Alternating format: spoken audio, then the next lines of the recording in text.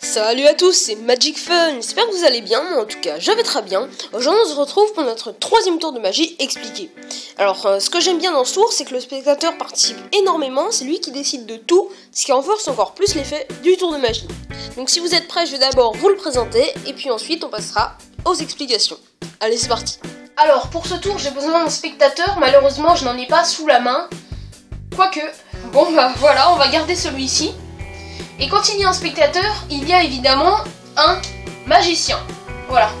Donc ici c'est le côté du spectateur, ici c'est le côté du magicien, comme ça c'est plus clair.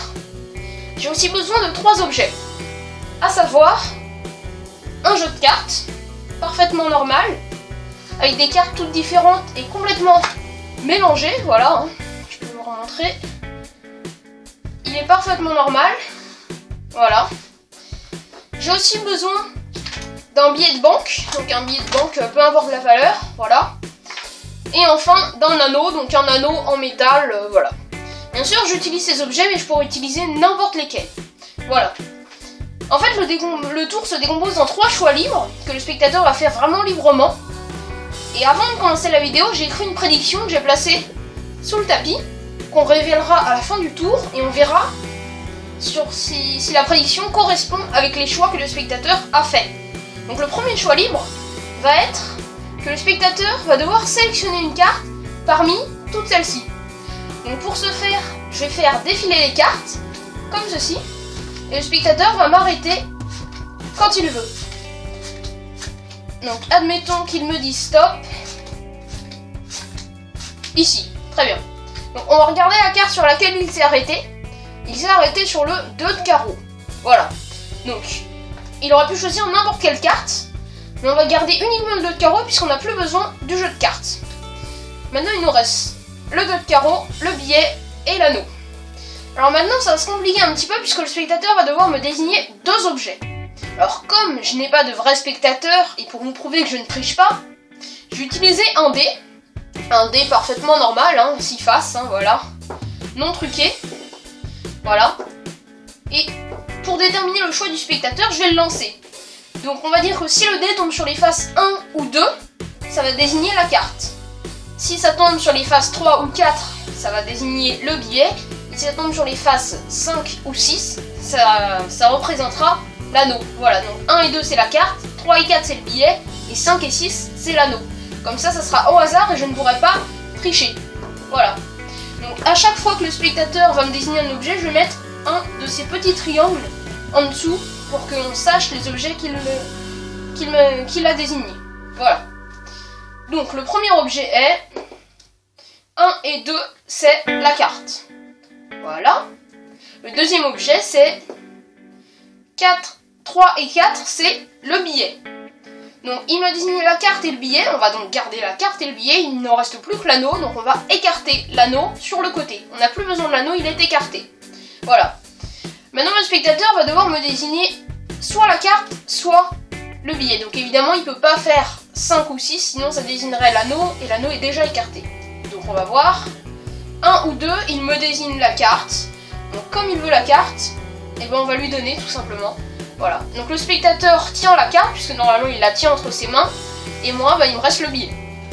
Donc si on récapitule, j'ai fait sélectionner une carte au spectateur parmi tout le papier, il aurait pu choisir n'importe laquelle, il est tombé sur le 2 de carreau.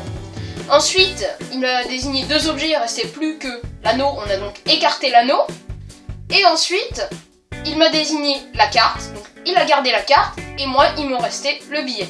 Voilà, donc tout ça c'était des choix libres, il aurait pu dire n'importe quel objet, il aurait pu choisir n'importe quelle carte, mais maintenant on va regarder la prédiction que j'avais écrite avant de commencer la vidéo. Alors, sur la prédiction, il est écrit: le spectateur tient le 2 de carreau, le magicien tient le billet de banque et l'anneau est écarté. Donc ce qui correspond parfaitement avec la situation réelle. Le spectateur tient le 2 de carreau, le magicien tient le billet de banque et l'anneau est écarté. Voilà, donc ma prédiction est exacte et on peut tout donner à examiner. Les explications juste après l'intro.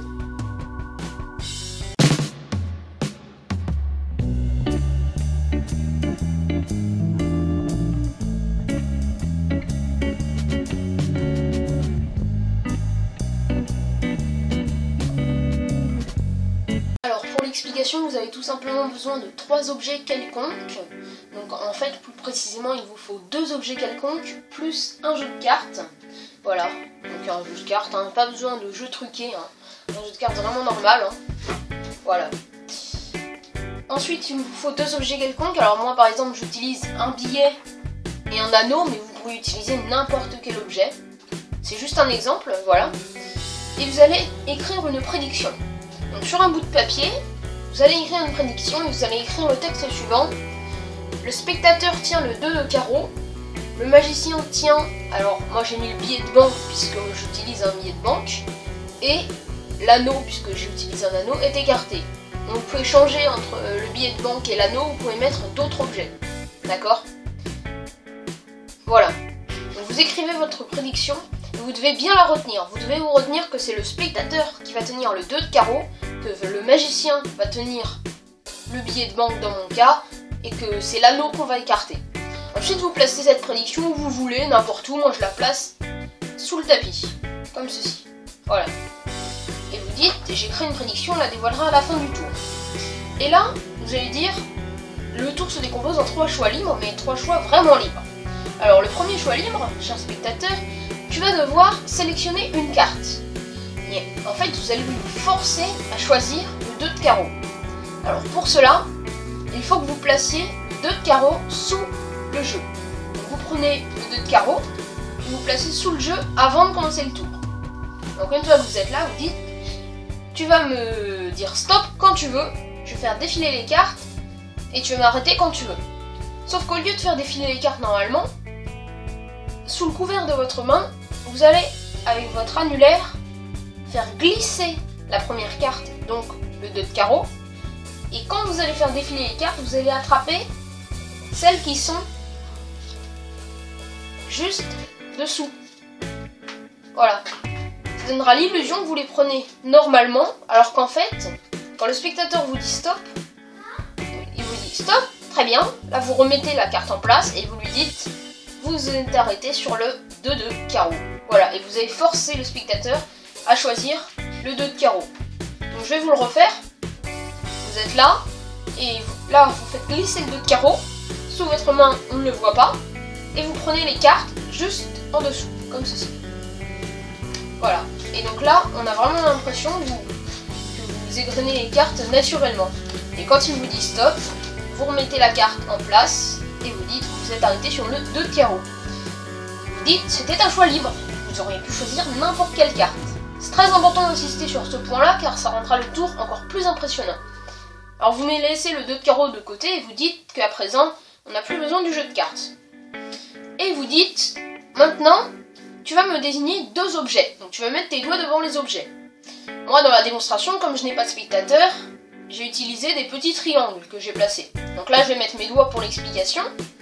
Donc, comme on doit écarter l'anneau, il y a 3 cas de figure.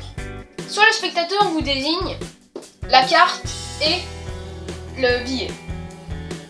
Dans ce cas-là, vous dites, très bien, vous me désignez la carte et le billet, donc vous ne voulez pas de l'anneau. On va donc écarter l'anneau. Voilà. Par contre, s'il vous désigne, admettons, la carte et l'anneau, ou bien l'anneau et le billet, vous dites, enlevez un doigt.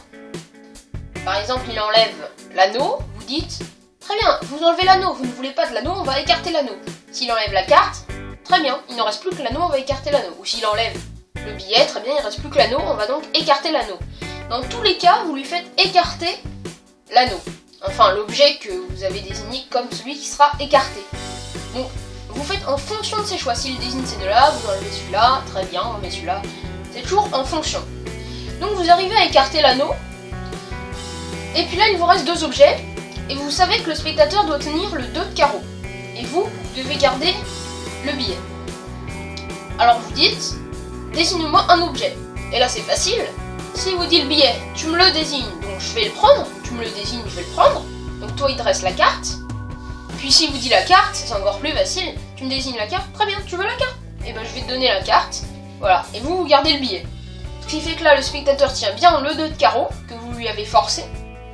Le magicien tient le billet. et l'anneau est écarté. Et là, vous pouvez dévoiler votre prédiction qui sera exacte. Voilà. Alors si j'ai un petit conseil à vous donner pour ce tour, c'est de bien insister sur le fait que le spectateur a fait que des choix libres, qu'il aura pu choisir n'importe quelle carte, qu'il aura pu choisir d'autres objets. Ça renforcera encore plus l'effet du tour, et je vous garantis qu'avec ce tour, votre spectateur sera vraiment bluffé. Donc vous pourrez tout donner à examiner. Alors j'espère que ce tour de magie vous aura plu. Si c'est le cas, n'hésitez pas à laisser un petit commentaire juste en dessous de cette vidéo, donc pour me dire ce que vous en pensez, que ce soit une remarque, une critique ou même un compliment, c'est toujours bon à prendre. Et puis si vous avez aimé cette vidéo, vous pouvez bien évidemment cliquer sur le bouton j'aime, ça m'aiderait beaucoup. Merci d'avance, et puis moi je vous dis à très vite pour un nouveau tour de magie.